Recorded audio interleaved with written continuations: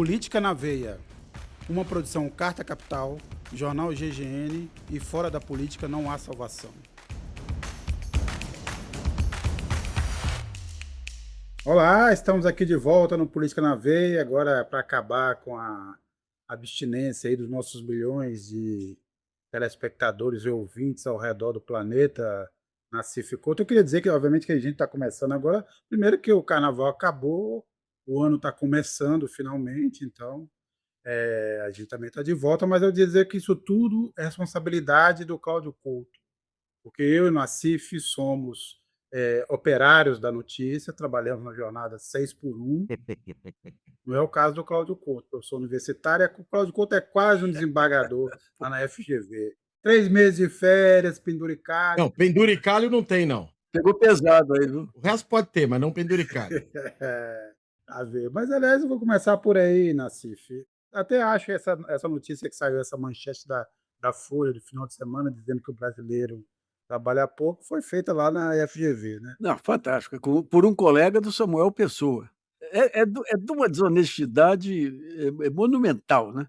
Colocam lá o número de horas do trabalhador brasileiro, o europeu e o americano. E o brasileiro trabalha menos horas. Daí eu peguei os dados médios de tempo no trânsito dos 3 trabalhadores. Quando você põe o mesmo tempo o tempo no trânsito de cada um e soma as horas trabalhadas, dá tudo igual. Com a diferença que o trânsito do brasileiro aqui é aqueles ônibus, aquela condição de vida terrível aí, terrível. Quando você pega o salário médio, o brasileiro é 75% inferior ao americano. Agora, a sacanagem é o seguinte: o Cláudio Couto é um cientista. O que ele faz? Ele usa as ferramentas que ele tem para tentar interpretar a realidade. E você pode ter uma discussão honesta sobre salários e tudo sem mentir. Por exemplo, você pode admitir que o brasileiro trabalha muito, que o brasileiro ganha pouco, mas se mudar para 5x2, aí vai ter um aumento de custo que vai incidir mais sobre pequena empresa. Tem um monte de discussão que você pode fazer sem adulterar os fatos. O que esse sujeito fez junto com aquele outro lá, o Samuel Pessoa, foi pegar um aspecto específico, tirar totalmente do contexto e apresentar o brasileiro. Não, e o pior foi a conclusão científica dele. O brasileiro trabalha pouco porque valoriza muito o lazer. É inacreditável um negócio desse. É a história do vagabundo de sempre, né? Todo mundo aqui só quer ficar na praia. Sabe que nos anos... Eu conheci em Poços de Caldas um sujeito chamado Luiz... Como é que chama aquele... Luiz Palmério. Irmão do Mário Palmério, aquele do Chapadão do Bugre lá. O Luiz Palmério fez parte da geração inicial aí da Previdência, lá no final dos anos 40. E ele tinha um livro que ele propunha, 5x2, obviamente, mas propunha algo muito mais avançado. Ele propunha que o trabalhador podia escolher o dia e a hora do descanso. Por quê? Porque final de semana, na época lá, o comércio fechava, os bens culturais fechavam e ele não podia aproveitar. Então, até terminei o artigo dizendo que a diferença de tempo entre esse Davi, não sei das quantas aí, e o Palmério não era de 75 anos, era de séculos. É o século que separa aí a Idade Média do Renascimento, né? É uma coisa inacreditável. E só para dar um exemplo, que eu lembrei aí, quando o Lula começou a aumentar o salário mínimo, houve uma pesquisa do IPEA que dizia que 55% das famílias, o arrimo de família era ou aposentado ou pensionista. E nessas famílias você tinha menos gastos com saúde, porque crianças bem alimentadas, as crianças ficavam na escola até mais tarde, ou seja, não precisavam sair com 10 anos para trabalhar, a saúde era melhor, a segurança era melhor, porque elas estavam defendidas aí do crime, porque a família tinha recursos. Daí o mercado entrou em pânico, contratou aquele Camargo, que trabalhava para o Maílson, para provar que o aumento do salário mínimo induziu ao aumento da vagabundagem das crianças. Você vê que a desonestidade intelectual é algo sério aí, viu? Na verdade, assim, quando você fala disso, redução de jornada, aumento do salário mínimo, também é o mesmo discurso e é o mesmo raciocínio que leva, por exemplo, até hoje a se insistir que o Bolsa Família é um benefício que atrapalha o mercado de trabalho brasileiro, que as pessoas preferem viver com R$ 600 do que arrumar um trabalho com salário mínimo.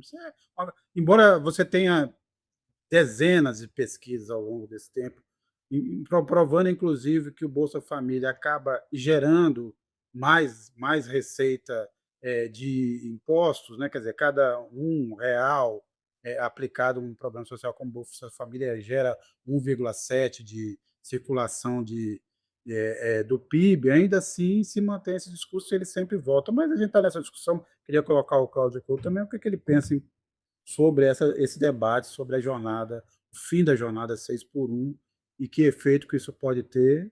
Olha, eu acredito que essa pesquisa do Daniel Duque, do IBRE, né, esse colega da FGV do Rio, eu acredito que o que ele aponta, e foi pelo menos isso que ele mesmo declarou, é não um julgamento de caráter moral, ou seja, não se trata de dizer se as pessoas são preguiçosas ou não, mas simplesmente qual é a configuração das preferências em torno da questão do trabalho que existem em diferentes sociedades.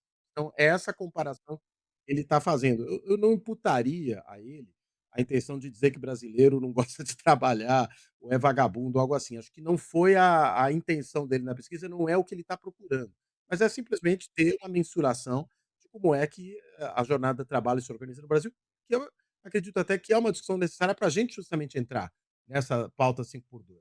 Agora, acho que o caminho é esse, né? O próprio Alckmin, numa reunião com empresários, disse exatamente isso, né? Que essa é uma tendência global, pelo menos a gente pode dizer do mundo ocidental, em termos de organização do trabalho, né? Há um ganho de produtividade, porque as pessoas vão mais descansadas, você tem nas empresas que já praticam isso muito menos faltas, muito menos licenças, né? E muito menos rotatividade da força de trabalho. Embora a gente já tenha visto, né, que o presidente do União Brasil, Antônio Rueda, e o presidente do PL, partido do Bolsonaro, o Valdemar Costa Neto, já disseram que vão fazer de tudo que puderem, aliás, eles falaram isso, né, que vão se esforçar, vão dar a vida para poder evitar que esse projeto avance no Congresso, né, tentando bloquear isso já na Comissão de Constituição e Justiça da Câmara. E uma outra, finalmente, que eu acho que é interessante, o Sérgio trouxe aqui a questão disso que volta e meia alguém diz, né, que a Bolsa Família gera vagabundagem, as pessoas não querem pegar emprego e tudo mais. Há pesquisas muito bem feitas recentes que mostram dois aspectos interessantes que têm resultado dessa uberização do trabalho. O primeiro aspecto é setores, particularmente como a construção civil, né, que recrutam mão de obra de baixa qualificação do ponto de vista do treinamento e tudo mais, têm tido mais dificuldades em fazer esse recrutamento porque tem havido uma preferência dos trabalhadores por trabalhos como, por exemplo, o trabalho por aplicativo, né? E por que isso? Porque, ao mesmo tempo que não tem uma remuneração pior, pelo contrário, às vezes ela pode ser até um pouco melhor, tem uma flexibilidade do ponto de vista de carga horária, de jornada, muito maior do que no outro trabalho. E isso tem tornado mais difícil o recrutamento na construção civil. E um segundo aspecto interessante é uma pesquisa muito bem feita, se não me engano é o Data Favela que faz essa pesquisa, e até o pessoal do Fórum Brasileiro de Segurança Pública falou: olha, é uma pesquisa realmente muito bem elaborada, que é uma pesquisa de uma pesquisadora do MIT, que pesquisa Brasil já há muito tempo, e que mostra que há, com dados e tudo mais, nas regiões onde você teve maior avanço do trabalho por aplicativo, nas regiões de baixa renda e com alto grau de violência, um declínio significativo dessa violência, estatisticamente significativo, com o crescimento do trabalho por aplicativo. Ou seja, o crime também tem tido mais dificuldade de recrutar por conta disso. Por que eu estou colocando isso? Porque é interessante que, claro, você tem um problema que se aponta de precarização do trabalho, né, um problema de previdência que pode vir à frente, mas a realidade é um pouco mais complexa do que pura e simplesmente isso. Ou seja, você tem alternativas do ponto de vista de trabalho que não prescindem, evidentemente, de regulação, não prescindem de precauções com relação à previdência, de evitar uma superexploração, mas que impactam certas situações sociais e econômicas de uma forma que não tem apenas aspectos negativos, mas tem alguns aspectos positivos. E é por isso que, na regulação, é preciso ter cautela para não jogar fora a criança com a água do banho.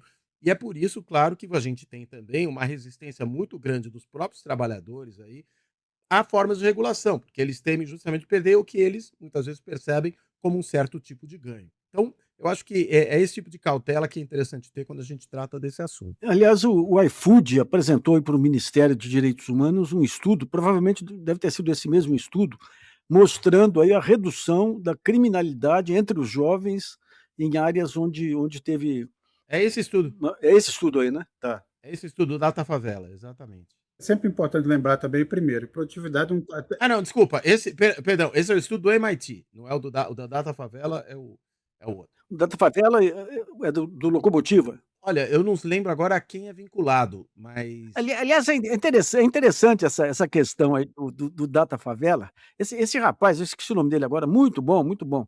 Ele estava no comecinho, estou falando lá para 2012 aí, um colega do do Couto aí, que lançou A Cara do Brasileiro, A Cara do Brasileiro, dizendo que o brasileiro o Alberto Almeida, não? ficou até arrepiado de ouvir o nome dele. Deus me livre, Deus me livre. E ele dizia que o brasileiro bom é o classe média, que não deblatera contra Deus, não vai contra as autoridades. E o Data Favela fez uma pesquisa, mas muito interessante, que eu até apresentei no seminário que a gente fez aí.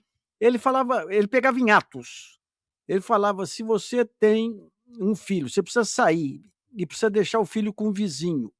Classe média e alta não aceitava, classe baixa aceitava. Tem uma confiança interpessoal maior. Se você descobre um vestido bonito, você conta para sua ou um eletrodoméstico bonito, você conta para o seu vizinho, classe média e alta não, que é a exclusividade, classe popular contava. Então, mas foi um trabalho fantástico, sabe, mas fantástico mesmo. Depois ele acho que a Lojas Marisas contratou ele para mostrar o potencial econômico das favelas. Até esse rapaz é ótimo, viu. Renato Meirelles, Renato Meirelles. Isso, ele mesmo. Ele é muito bom. que aliás é colunista da Carta Capital, como o Cláudio Couto. Fez o seu merchan, né, Sérgio? Fiz aqui. Essas discussões de horas trabalhadas é só um dos aspectos de produtividade e talvez nem seja o mais fundamental, né? Segundo, começa a sair também esse monte de número aí. Então, a CNI acabou de lançar uma pesquisa dizendo que a economia brasileira vai perder 286 bilhões de reais. E assim, eu gosto da precisão, não é assim, cerca de 280, quase 300, não é 286 bilhões, assim, é bem preciso o estudo e tudo mais. E bem, a gente já teve outros momentos sobre isso, eu acho que também o Cláudio Couto tem razão, você Nassif levantou isso, também tem que olhar o impacto setorial, o impacto por tamanho de empresa, arrumar soluções, algum tipo de incentivo. Agora, eu acho que é uma discussão, porque também a gente não pode deixar de levar em conta os aspectos. Por exemplo, melhora a vida, as experiências que tem tido, inclusive com jornada de 4x3, que é mais do que o 5x2, né? Mostram menos rotatividade, menos falta de trabalhador por problemas de saúde, então você diminui muito esse efeito do burnout. Então você tem vantagens que podem ser levadas. E a gente sabe também que mais tempo livre leva a consumo também de melhora outros aspectos da sociedade. Então, cultura, lazer, isso tudo também gera renda. As pessoas acham que o quê? O cara vai ficar deitado, até pode ficar deitado vendo televisão. De qualquer forma, isso também gera receita, gera outros tipos de renda. Sabe qual é o problema do economista em geral, o Sérgio? Ele tem uma visão única do caso, ele não consegue ter uma visão sistêmica. Vamos dar um exemplo aí, você pega o BNDES. O BNDES dá um financiamento por uma taxa abaixo do Tesouro. Eles falam: "Isso aí aumenta o déficit público". Só que o financiamento do BNDES vai gerar uma empresa nova. Essa empresa nova vai contratar pessoas, vai gerar fornecedores. Todos eles vão pagar impostos. Então, se você soma tudo, a soma final, pegando do ponto de vista fiscal, que é o ponto de vista mais relevante, é a geração de emprego e de riqueza. Pegando do ponto de vista fiscal, essas operações são positivas do ponto de vista fiscal. Mas como a intenção aí é ideológica, não é econômica, eles pegam só o custo do financiamento para dizer que tem subsídio que vai pressionar as contas do Tesouro. E assim vale para o Bolsa Família, né, o que você colocou aí da reativação da da economia. Vale para direitos trabalhistas, porque é fortalecimento de classe média, de mercado, fortalece o mercado de consumo, fortalece democracia, mas a visão deles é focada.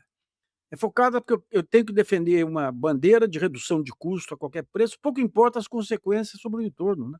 Não, sim, a gente de qualquer forma tem uma disputa ideológica no mundo em curso, porque, ao mesmo tempo você tem alguns países que estão testando essas jornadas menores, até 4x3, também tem outros, Grécia, Argentina acaba de fazer, que é ampliar a jornada para 12 horas, com redução, fim de férias, sem direito, à sindicalização, restringindo o papel do sindicato, então também é uma coisa que está em disputa do mundo, né, neste momento. Então, Olha, às vezes a gente puxa pela memória, né, certas informações e aqui para dar a informação correta, né?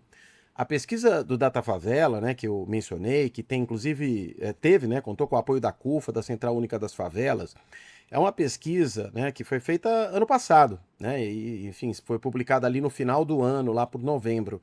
E o que ela mostra é que uma grande parcela, quase 60%, né, dos cidadãos envolvidos com o crime, com o tráfico particularmente, eles topariam deixar o crime se tivesse uma renda garantida, né? Eu acho que isso converge, né, com aquela pesquisa que também eu mencionei, que essa sim é da pesquisadora do MIT, da Isadora Frankenthal, né? Foi ela que fez essa pesquisa e que mostra também que onde você teve esse aumento dos trabalhos por aplicativo, nas regiões, né, mais pobres principalmente, onde o crime era muito elevado, você teve uma diminuição muito significativa. Por exemplo, no quartil mais pobre, ela chega a mostrar que há uma queda de 23,7% da taxa de crimes.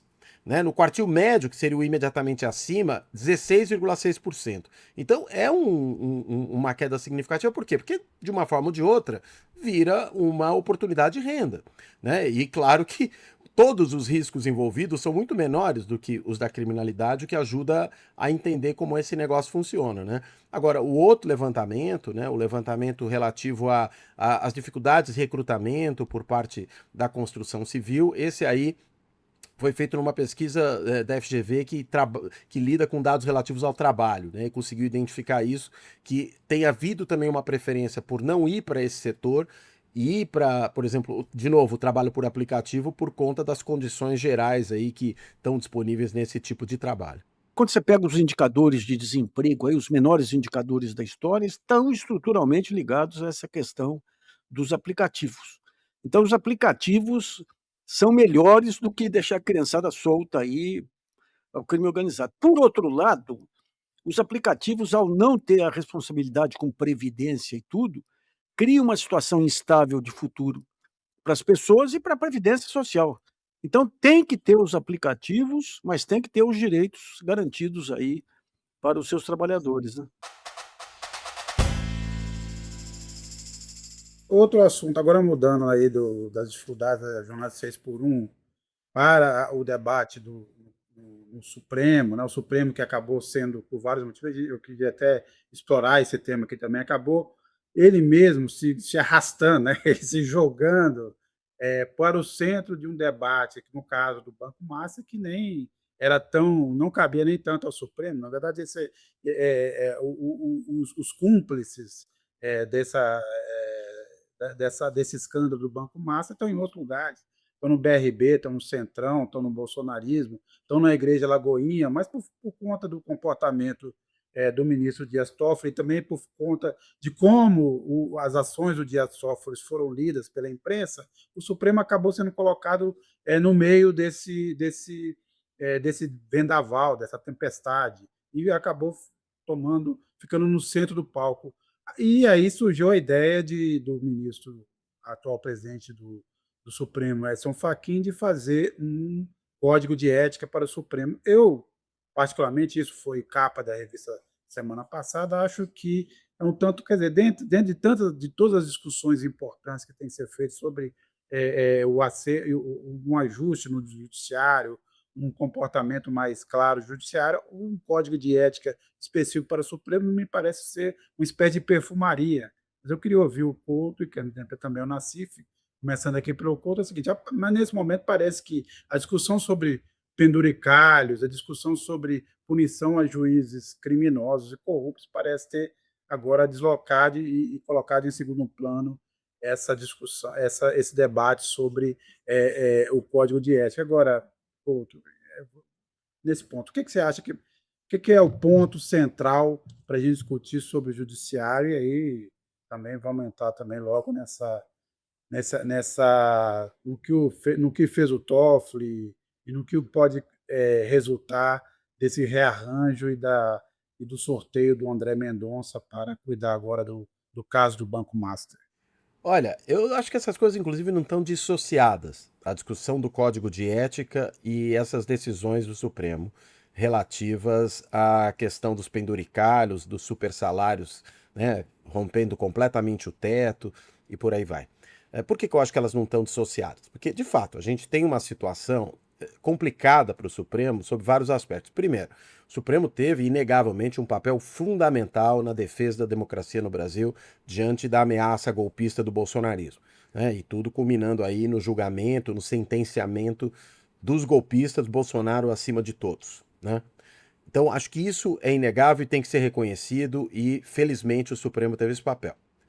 Porém, mesmo antes do bolsonarismo, já se apontava uma série de problemas no funcionamento do Supremo Tribunal Federal, do ponto de vista do comportamento individual de seus juízes, né, da instabilidade em certas jurisprudências, e havia uma omissão tremenda do Supremo e, digamos assim, do órgão que é sempre presidido pelo presidente do Supremo, que é o CNJ, com relação a essas aberrações que ocorrem na justiça brasileira há décadas, não é de agora, é há décadas. E sempre com o beneplácito do CNJ, tanto que a gente vê ano depois de ano a repetição do pagamento desses super salários. Pois bem, passada a fronda bolsonarista, a gente teve também o quê? A artilharia da extrema-direita voltada contra o Supremo. Isso se associou ao incômodo também do Congresso com a questão do controle sobre as emendas, de novo artilharia sobre o Supremo, aproveitando esse passivo que vinha de antes do mau comportamento dos ministros. E aí falou, bem, se a gente não pode atacar os caras por causa do combate ao autoritarismo, a gente ataca por conta das lambanças que eles fazem. E aí vira uma munição interessante para os inimigos do Supremo Tribunal Federal. Resultado, vieram a carga. Só que aí o que ocorre? O presidente do Supremo, que assumiu, o atual presidente do Supremo, o Fachin, que assumiu justamente fazendo o discurso de que era necessário, primeiro, né, dar um passo atrás, né, ter uma certa autocontenção. Isso significa também, não apenas do ponto de vista jurisdicional, mas do ponto de vista do comportamento dos juízes, ter mais cautelas. E aí é que surge a proposta do Código de Ética, né, ou do Código de Conduta, como preferirem. Que nada mais é do que uma forma, eu diria, de autoproteção. Só que uma autoproteção que dá satisfação à sociedade e não o contrário. Né? Porque a autoproteção puramente corporativista é dane-se vocês, a gente se protege aqui e dá uma banana para a sociedade. Quando você institui um código de conduta que vai criar um certo constrangimento sobre o comportamento dos ministros, você coloca a coisa em outros termos. Resultado, vimos aqui uma reação forte de alguns ministros, inclusive em público, o próprio Alexandre de Moraes, o Toffoli, né, diga-se de passagem, justamente os dois que estão aí meio enrolados com a história do Master. O Toffoli não preciso nem dizer tamanha enrolação, né? O Moraes por conta daquela consultoria lá que foi contratada, né, nem bem consultoria, enfim, mas a assessoria jurídica que foi contratada por né, um pagamento milionário para a esposa dele. Isso cria um problema. Logo, os dois foram à carga contra a questão do Código de Conduta. Só que aí surgiu uma oportunidade. Quando? O Congresso levantou a bola quando votou ali os penduricalhos e supersalários para os seus funcionários, porque aí lançou luz sobre o problema todo. Vem o Dino, solta aquela decisão liminar, suspendendo tudo. E logo depois, a gente viu agora, né, nessa semana, vem o Gilmar e fala, não pode se não tiver lei federal instituindo isso aí. Ou seja, o Supremo percebeu que uma forma de alguma maneira, se esquivar da discussão sobre o Código de Conduta é oferecer à sociedade uma decisão que tem apelo popular e que é realmente uma decisão necessária e correta de botar um freio nesses abusos. Agora veja, isso não resolve o outro problema, porque não são só os juízes dos tribunais abaixo do Supremo que têm aí se locupletado, né?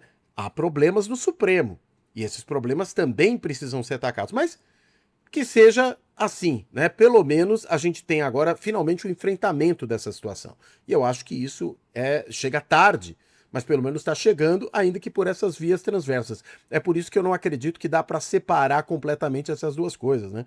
Eu acho que o Supremo encontrou aí uma válvula de escape para poder dar uma satisfação à sociedade, né, e desviar um pouco o foco dos seus próprios problemas, que ainda vão precisar ser enfrentados para o bem do país, para o bem da democracia e para o bem do próprio Supremo como instituição.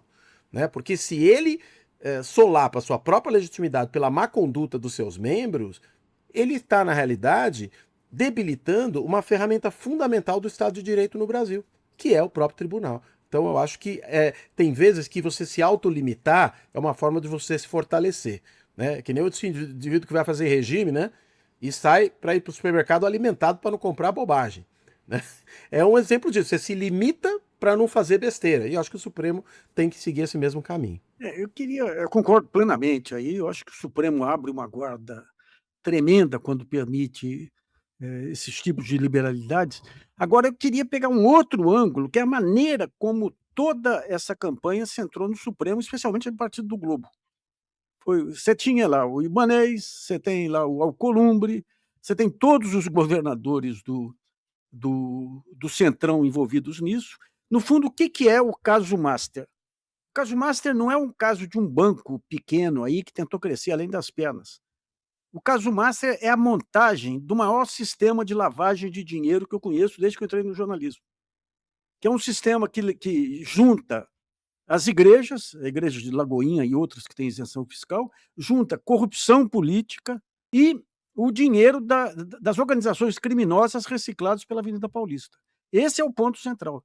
De repente, você tem lá o Toffoli com todas as besteiras dele lá, se expõe, a campanha vai em cima do Toffoli, inclusive por besteiras, hein? Aquela história, não, ele viajou. Eu vi gente séria, não é não um repórter do Globo, eu vi gente séria falando, não, mas ele viajou com. Como é que chama lá o advogado que. É advogado de um. O Augusto Botelho. Augusto Roda Botelha. Nossa, o sujeito viaja de carona. É chato viajar de carona. Aí que abre a guarda. Viaja de carona num jatinho com mais 8 ou 10 pessoas. O que ele vai combinar no jatinho? Isso é de uma tolice monumental. Mas tudo isso foi focado em cima do Toffoli e do Alexandre. Para quê? Eu acho que o ponto central aí é para abrir espaço para Lava Jato 2. É bom lembrar que a primeira, assim que a Polícia Federal assume, vai fazer a perícia no celular do Vorcaro, aparece as mensagens lá sobre o contrato da esposa do Alexandre de Moraes. E aparece o tal da mensagem do diretor de fiscalização do Banco Central para o presidente do BRB. E daí, de forma indecente, passou-se a utilizar o diretor, é um funcionário de carreira, um burocrata lá do Banco Central, que ele que fez a pressão para que o BRB aprovasse a compra do Master. Ou seja, um conselho composto por raposas aí experimentadíssimas da vida política sendo pressionados por um diretor de fiscalização do Banco Central. Então, o que há aí, primeiro, parceria dos delegados lavajatistas com jornalistas lavajatistas. Segundo, embora o Toffoli tenha feito todo esse problema aí não explicado ainda, a atuação dele até agora como relator aí desse caso aí, não tem nada que condene. O que ele fez é o seguinte, teve vazamento de informação é crime, e contra ministro do Supremo, é crime redobrado. O que ele fez? Ele indicou um conjunto de peritos, dos melhores peritos da Polícia Federal para fazer a perícia. Então não foi para esconder nada. E por que eu sei isso? Porque tinha um homônimo meu lá, tinha um Luiz Nassif com Z lá, eu fui pesquisar, o sujeito lá ele desenvolveu um sistema de organização de dados que é utilizado por 40 polícias federais no mundo todo. Então não era para esconder. E esse caso do vazamento de informação passou incólume. Então o que houve é um enfraquecimento do Supremo, o Supremo abrindo a guarda, efetivamente, o Couto tem toda a razão, ele abriu a guarda, se enfraqueceu, mas para quê? Visando a Lava Jato 2. Isso tem tudo a ver com a Lava Jato. Você tem aí um clima de corrupção generalizado, você tem um episódio que envolve mil, mil atores aí. E o que é escândalo? Escândalo é aquilo que é publicado. Você pode ter 20 escândalos lá. O que vira escândalo efetivamente? O que é publicado. Então, se você tem o vazamento de informação e tem o jornal o Globo lá para tocar, você conduz a investigação para onde você quiser. Eu andei conversando com alguns ministros do Supremo e a dificuldade deles, ou na verdade a rejeição deles a essa proposta inicial do Fachin, é que eles acham que está abrindo para uma enxurrada de propostas, e eles querem se precaver disso, que também vão além de um comportamento, que uma conduta mínima que poderia ser estabelecida, precisa não participar de eventos, não pegar carona em jatinho. A OAB e outros advogados estão pressionando, inclusive, para ir extrapolar um pouco. Por exemplo, não pode mais conversar com o jornalista, tem que receber as partes de forma igual, sendo que isso, no fundo, nem não tem um efeito necessariamente sobre a condução de qualquer inquérito. E eles temem que o que se diz é o seguinte: a gente faz um código aqui de conduta adotando essas medidas, e quem quer ser malandro, quem quer continuar vendendo sentença, quem quer continuar fazendo negócio por fora, continuar fazendo independentemente desse código de conduta. Eu acho que podia ter ali uma discussão sobre regras gerais, né, de bom comportamento, inclusive também diminuir um pouco das manifestações fora dos autos. Isso tudo poderia funcionar, certo? Agora, o outro ponto, eu concordo com o Nassif, mesmo uma campanha lavajatista, embora eu acho que o Toffoli, percebendo o tamanho da avalanche que vinha, ele poderia ter poupado tanto ele quanto o Supremo desse processo. Lá, ele demorou um pouco até ser forçado a tomar essa decisão de se afastar. O que acontece?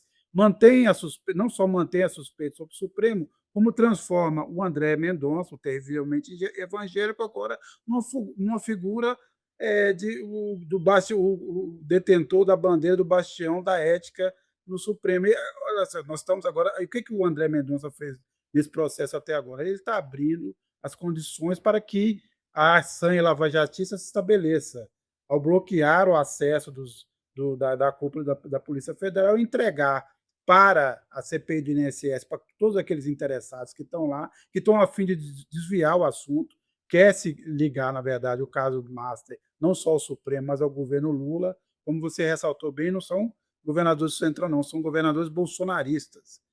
O Tarcísio, é o governo de São Paulo, é o governo de Minas, é o governo do Rio de Janeiro, é o governo do Distrito Federal que tem que se explicar nessa história do Master. Eu até acho, essa história toda de que o Daniel Vorcaro tem uma delação para derrubar o Brasil, se ele tiver, ele tem uma delação para derrubar uma parte. O Distrito Federal certamente tem um problema ali, né, da forma como o BRB fez esse negócio. Então, o que mais vai aparecer?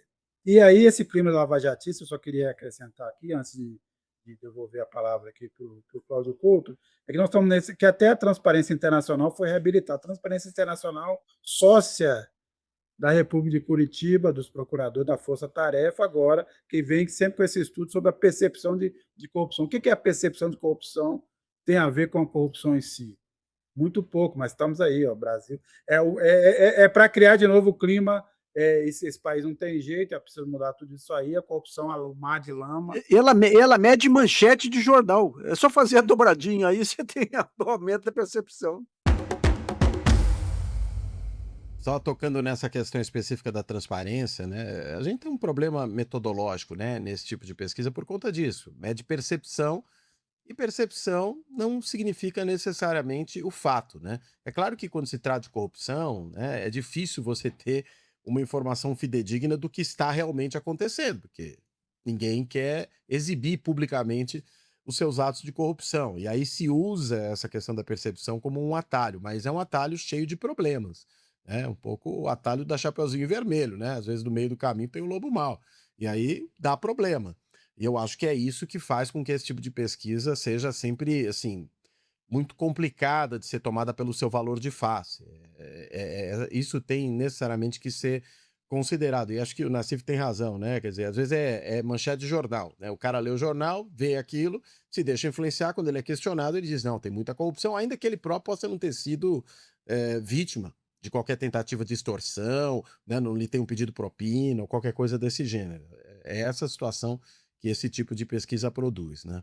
Mas, com relação a essa volta do lavajatismo, né, eu acho que, de novo, aquilo que a gente falava sobre o comportamento do Supremo, né, é justamente a questão, do risco que se corre quando justamente você tem um Supremo que não se cuida, né, um Supremo que não tem as devidas cautelas. Por quê? Porque aí abre espaço para esse discurso em prol das práticas, vamos dizer assim, pouco consentâneas com o Estado de Direito que a própria Lava Jato levou adiante, né. E aí, enfim, fica, como é que o Roto vai falar desfarrapado, né. Acho que é preciso, primeiro, que o próprio Supremo dê o exemplo, funcione, porque afinal corte superior, a corte de cúpula do país tem que servir também para isso, e consiga, inclusive por meio do CNJ, botar freio naqueles que se comportam mal.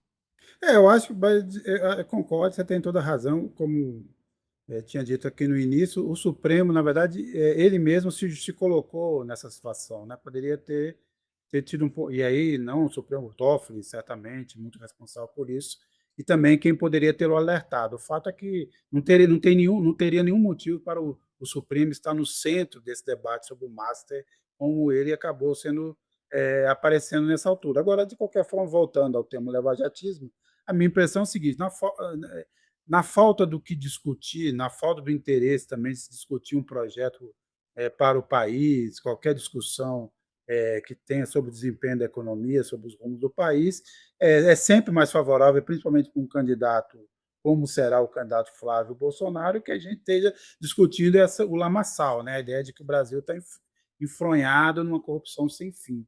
Acho me parece um campo muito mais amistoso, amigável para ele, para ter uma chance de uma disputa real com o presidente Lula durante as eleições, durante o debate eleitoral. Isso me parece ser muito parte da campanha que está realmente unindo aí a Polícia Federal, parte da Polícia Federal, a mídia e tudo mais. A ideia de criar essa sensação de que está tudo errado e é preciso mudar tudo que está aí, mesmo a gente sabendo o que será, porque realmente a gente tem agora o Flávio Bolsonaro como candidato. O que a gente pode esperar do Flávio Bolsonaro, a não ser uma reedição da tentativa golpista que o pai não conseguiu levar adiante.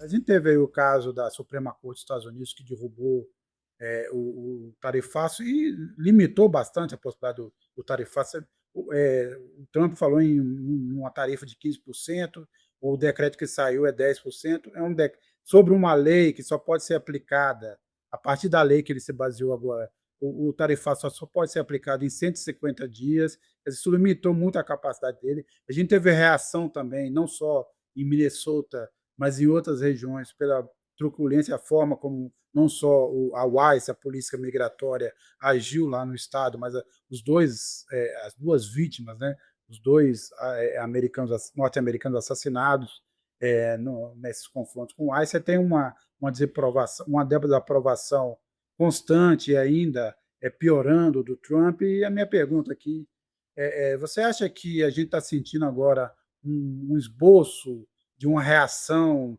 interna nos Estados Unidos a esse delírio imperialista do Trump? Você acha que finalmente a sociedade e as instituições dos Estados Unidos superaram aquela fase da nota de repúdio para algo mais concreto, uma reação mais concreta em relação aos propósitos da Casa Branca?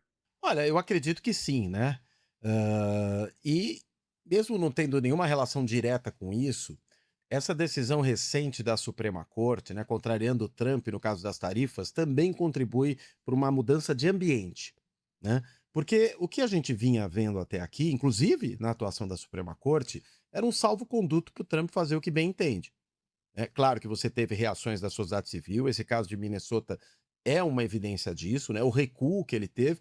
Agora, para isso foi necessário que 2 cidadãos americanos brancos fossem assassinados pelo ICE, portanto não são, descendentes de imigrantes recentes, pelo menos, ou de imigrantes com estereótipo racial que o próprio ICE usa, né, para poder, atacar as pessoas. Eles estavam fora desse padrão, porque aí você gera um outro tipo de percepção de outros setores da sociedade americana, geram outro tipo de mobilização e geram constrangimento para o próprio governo Trump. Agora, isso vindo muito proximamente dessa decisão da Suprema Corte é importante por quê? Porque mostra que até mesmo alguns juízes conservadores, né, inclusive alguns indicados pelo Trump, podem, dependendo do que tiver em jogo, dizer para ele: aqui não, isso não pode andar, isso não pode passar. Espero que isso não seja, né, um evento isolado, né, e que não se dê pura e simplesmente porque, neste caso particularmente, se trata de interesses comerciais, inclusive de segmentos da economia americana, né, porque a gente sabe que uma série de empresas ali podem também até mesmo entrar na justiça para serem ressarcidas por conta das tarifas que incidiram sobre os produtos que elas importavam, né? E isso, evidentemente, tem força do ponto de vista dos interesses econômicos. Precisa ver como é que essa mesma Suprema Corte vai se comportar quando não forem apenas os interesses dos grandes poderes econômicos que tiver em jogo. Será que vai botar o mesmo freio? Não sei, mas o sinal, de qualquer maneira, é positivo e é um certo alento do ponto de vista de você não ter um presidente que pura e simplesmente faz o que bem entende o tempo todo. Ainda que ele tenha, inclusive no caso das tarifas também, tentado dar um drible na Suprema Corte com essa nova medida aí da tarifa uniforme de 15%, recorrendo a uma outra disposição legal que lhe permite dizer: olha, vocês me proibiram usando aquela disposição legal, mas não esta aqui. Então eu vou fazer a mesma coisa apelando a um outro tipo de justificativa. É isso que ele está fazendo, é sempre uma forma de tentar driblar a justiça e driblar qualquer forma de controle que exista no Estado Democrático de Direito. Não, só lembrando que ele prometeu uma tarifa de 15%, mas o decreto publicado está em 10%. Então a tarifa global, por enquanto, é de 10%. Agora, Nassif, isso de qualquer forma reduz, tira. A grande arma que ele estava usando para submeter o mundo, né?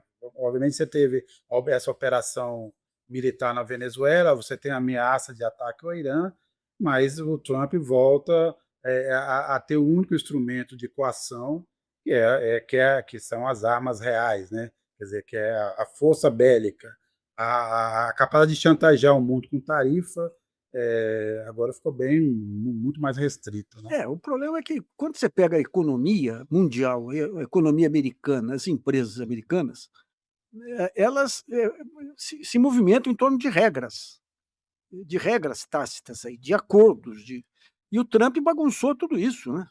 Então, quando você tira e põe 50% de tarifa, tira, põe 10, isso aí você causa um caos em todas as empresas. O Brasil foi bom, porque a tarifa média brasileira estava mais alta que isso, né? Mas ele está desarticulando toda a economia americana. E daí você fala: não, mas ele tem posições boas aí, exigir investimentos nos Estados Unidos das empresas. Quem que vai investir nos Estados Unidos? Investimento é algo que demanda tempo, prazo, demanda um horizonte de quem vai investir sabendo que ele muda de ideia a cada semana, né? Então, digamos, essa imprevisibilidade dele. Agora, em relação à Suprema Corte, num primeiro momento, é uma Suprema Corte conservadora, parte do que o Trump faz tem endosso da sociedade americana, que virou uma sociedade romana aí do final do período de grandeza aí, mas tem alguns momentos em que a Suprema Corte fala: "Não, agora está invadindo a minha área", né. É a mesma coisa com os ministros brasileiros, né, o ministro até a hora de ser indicado ele é um, depois que ele é indicado ministro ele é um outro bicho, né, um outro bicho. E a Suprema Corte é a mesma americana, a mesma coisa, mas até agora ainda subordinada, digamos, a esse pensamento conservador americano que estava pegando. Agora, à medida em que começa o desgaste do Trump, que não vem os resultados econômicos, as tarifas provocam inflação, não provocou aumento de investimento, porque investimento grande, você tem que ter um horizonte de previsibilidade, desarticulação, você pega essas oscilações do dólar aí com essa desarticulação terrível que ele promove, e mais que isso, toleravam até agora as jogadas dele em benefício pessoal. Agora chega um momento que, como não dá resultado na economia, você tem uma impaciência. Você pega esse negócio da Rússia e ele coloca um genro dele para negociar benefícios na Rússia. Você chega todas essas. Quando ele solta a tarifa contra o Brasil, 2 horas antes houve um baita movimento especulativo nos mercados entre dólar e real.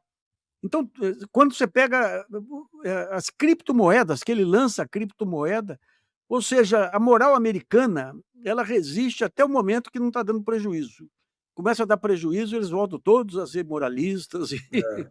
Não, vamos acrescentar a forma como está sendo comercializado o petróleo da Venezuela. O dinheiro está sendo depositado no fundo no Catar, sob o controle do Trump, sem nenhum tipo de transparência. Não que tivesse tido em outros momentos, mas, aliás, quem está, um das negociantes é a Transfigura, né? Poupada pela Lava Jato de forma indecente, De indecente. memória aqui, do caso da Petrobras. Entre outras coisas, bem, mesmo Gaza, né? É um balcão de negócio. Agora, o fato é o seguinte: acabou. Os primeiros dados que saíram da economia americana no início do governo dele ainda estavam sendo influenciados pelo efeito das polícias que tinham sido adotadas pelo Biden, né, de estimular a economia. Isso durou até um certo ponto e parecia que estava tudo bem. Agora, o resultado do último trimestre mostra o fosso, né, o buraco em que a economia americana entrou nesse momento. E aí nós temos aqui estamos há alguns meses da eleição de meio do ano, novembro, acontece uma, né, eleição para a Câmara e para uma parte do Senado. Historicamente, os presidentes de plantão costumam sofrer derrotas, né, em geral sofrem derrotas nesse período, e a situação do Trump está muito complicada, o que, se ele perder essa eleição, como indicam aí os números, vai ainda limitar ainda mais a possibilidade de ação dele. Então, quer dizer, não é exatamente um momento auspicioso para os planos do Trump. Lá em Poços de Caldas tinha um imigrante americano que estava passando uns dias para cá e ia voltar para lá, brasileiro. E a gente perguntava do Trump, ele faz muito bem mesmo aí de impedir aqueles vagabundos. Ele agora ele virou um vagabundo lá que o Trump está perseguindo, né? Não, eu ainda não fiz isso. Você sabe que vocês sabem muito bem que eu sou de Governador do Valadares, que é uma cidade. Nossa senhora, ali É uma cidade norte-americana ligada a Massachusetts, basicamente, né? É uma cidade, mas eu não fiz, não vou fazer isso. Vou ligar o meu cunhado, assim, para perguntar para ele o que ele está achando. Ele que era um entusiasta trampista, vamos dizer que tá tudo bem, tá certo.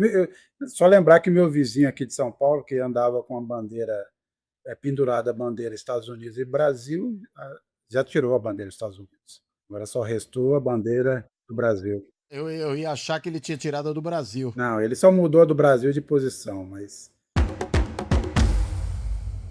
estamos aqui entrando aqui na reta final desse programa. Eu só queria levantar esse tema, a gente não pode deixar passar, quer dizer, que foi essa sucessão de casos de racismo e homofobia no futebol, começando pelo caso do Vini Júnior.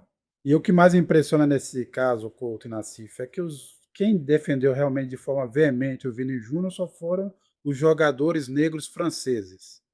Então foi o Thuram, foi o Henry, foi o próprio Mbappé, que se comportou muito bem naquele episódio. As manifestações dos jogadores brasileiros e técnicos são horríveis, a começar pelo Felipe Luiz.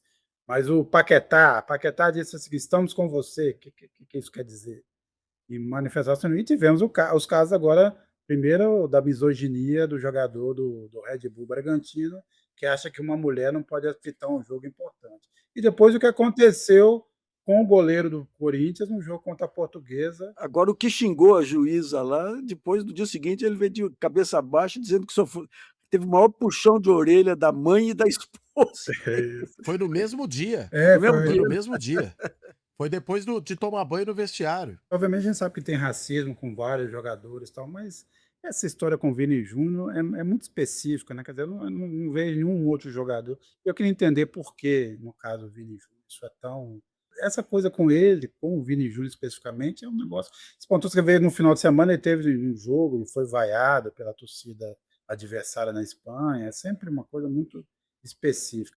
Muita gente diz que, obviamente, o ambiente do futebol reproduz um ambiente da sociedade, mas no caso do jogador brasileiro é ainda mais profundo, né? Essa incapacidade de compreender a sua origem, de aceitar a sua origem, entender o seu papel no mundo. Ou eu estou enganado? Você acha que O Vini Júnior, que é um sujeito que desde o começo se postou de maneira muito incisiva, muito clara com respeito a isso, até por isso mesmo acabou se tornando um alvo. E aí a coisa vai numa escalada, né? Porque muito mais do que qualquer outro, ele sempre se posicionou de maneira muito forte. E a gente viu isso agora lá no campo dos encarnados, né, em Lisboa. Né? Ironicamente, né, o Benfica, que é o time da classe trabalhadora. Ele seria o time popular, né, ali em Portugal. Né? E não obstante, você tem um comportamento desse tipo de parte da torcida do Benfica, o que evidentemente é uma grande contradição. Né? Enfim, eu acho que os jogadores, salvo raríssimas exceções, não se posicionam diante de questões dessa natureza. Às vezes, quando são atingidos, sim, mas, salvo raras exceções, não se posicionam. Né? O Vini se posicionou, foi muito interessante também o posicionamento do próprio Hugo, né, diante dessa situação. Ele ironizou aqueles que o xingavam e depois a sua namorada veio a público, inclusive, questionar o ex-goleiro do Palmeiras lá e da seleção, o Marcos, né, que achou graça dos ataques racistas ao Hugo. E aí, né, fez aquilo que todo imbecil sempre faz quando fala bobagem. Né? Se alguém se sentiu ofendido, peço desculpas. Quer dizer, o problema é de quem se sentiu ofendido, não é de quem ofendeu. É isso, é isso. É isso, é isso. Né? Quer dizer, se você não precisaria ter se sentido ofendido, por quem mandou você se sentir? Então peço desculpas pela sua própria culpa. No fundo é isso que um babaca desse está falando. Né? Então, quando o sujeito vem a público e diz isso, ele na realidade não está se retratando. Né? Ele está querendo culpar o outro pela bobagem que fez. Né? Isso é o. E aí, quem foi lá, inclusive, né, incentivar esse sujeito também, num outro momento, quando fez um comentário machista, Neymar Júnior, né? De quem não se pode esperar nada que preste, exceto quando ele resolve jogar bola direito, aí ele até consegue fazer algo que preste, mas em todas as outras dimensões da vida, e mesmo isso tá em débito, né? Tá devendo. E tudo isso mostra a extraordinária coragem aí do Vini Júnior também, né. Um peito danado, sabendo que vai ser alvo e não baixando a cabeça. É fantástico, fantástico o papel dele aí, né. Eu acho que ele teve muita coragem, acho que também a gente não pode esquecer do Mbappé. O Mbappé poderia ter sido, mas o Mbappé também foi muito firme e, na verdade, deu aquela segunda visão que é importante para continuar desse caso. Não ia ficar realmente uma opinião pela outra. O Cristiano ainda foi covarde, colocando a camisa na boca. Então, o depoimento do Mbappé é fundamental para que esse caso tenha continuidade. É isso aí, minha gente. Então, estamos de volta, né? Até o próximo programa e é isso. Abraços. Isso aí, pessoal. Até a próxima.